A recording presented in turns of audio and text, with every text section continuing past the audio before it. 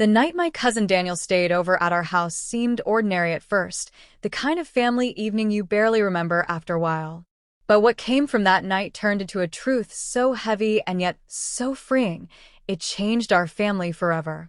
My name is Emily Parker, and I want to tell you everything, not because it's easy, but because I believe stories like mine can remind people that family, no matter how complicated, can find healing when honesty finally takes its place.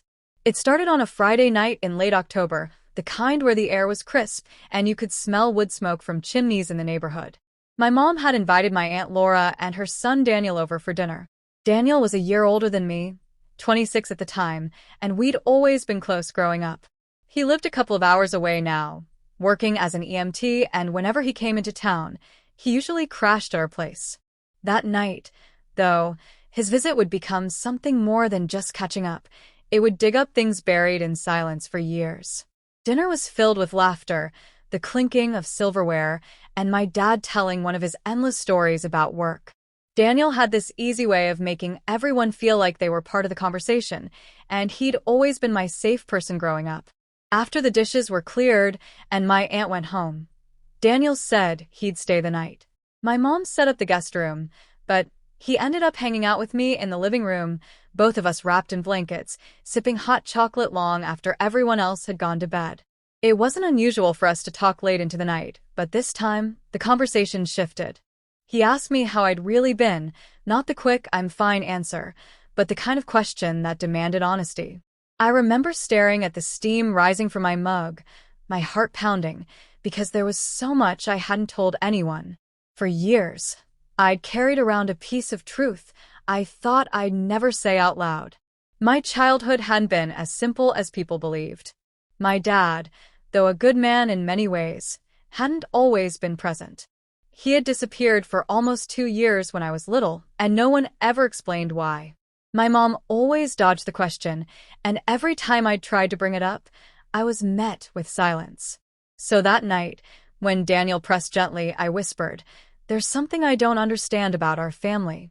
He leaned forward, his expression soft, patient, waiting for me to continue. "Why did my dad leave for all that time when I was a kid? Nobody talks about it." It's like it never happened." Daniel froze for a second. I could see in his eyes that he knew something. That pause stretched out like an ocean between us. Finally, he sighed. "Emily, I wasn't sure if it was my place to ever say anything. But since you asked, maybe you deserve to know." My stomach turned as he began to explain. He told me that years ago, before I was old enough to remember, my dad had gotten into serious financial trouble. It wasn't just debts. It was mistakes that nearly tore our family apart. He'd left, not because he wanted to, but because he thought disappearing was the only way to protect us.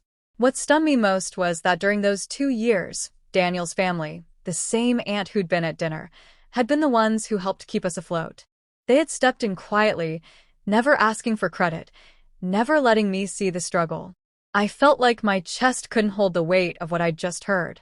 For so long, I had painted my dad in my head as someone who had chosen to leave, not someone who had been broken and ashamed. I thought he hadn't wanted me. That night, Daniel looked me in the eye and said, "He left because he didn't know how to face it. But Emily, he never stopped loving you. He talked about you every single day." I broke down right there, the tears rushing like a river I'd held back for years. Daniel didn't try to fill the silence, he just stayed with me in it. And that's when I realized the truth wasn't just about my dad. It was about family, about sacrifice, about the way love sometimes hides in places we don't notice until years later. The next morning, when I woke up, it felt like a new chapter had opened.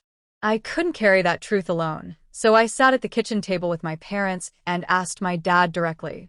His hands trembled as he put down his coffee mug, and for the first time in my life, he told me everything himself.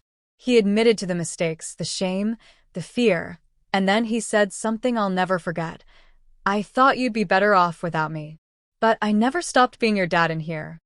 He pressed his hand against his chest. The weeks that followed were filled with conversations I never imagined we'd have. Painful at times, yes, but healing.